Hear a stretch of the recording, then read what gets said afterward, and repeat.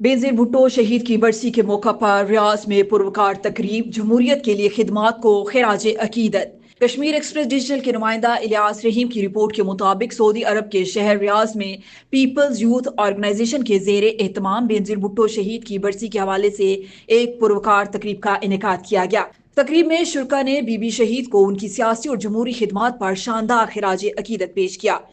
तकरीब में Pakistan peoples party के जालों ने बेनजीर भुट्टो शहीद को जमहूरियत की इलामत करार दिया।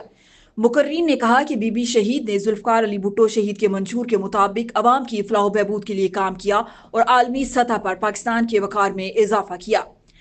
तकरीब में पीपल्स यूथ ऑर्गेनाइजेशन गल्फ के सदर एहतशाम जावेद कोहली और सदर पीपल्स यूथ ऑर्गेनाइजेशन सऊदी अरब एजाज रहीम ने कहा कि बेनजीर भुट्टो शहीद के मिशन को बिलावल भुट्टो जरदारी की क़यादत में जारी रखा जाएगा और जमहूरियत के इस्तेहकाम के लिए जदोजहद जारी रखेंगे।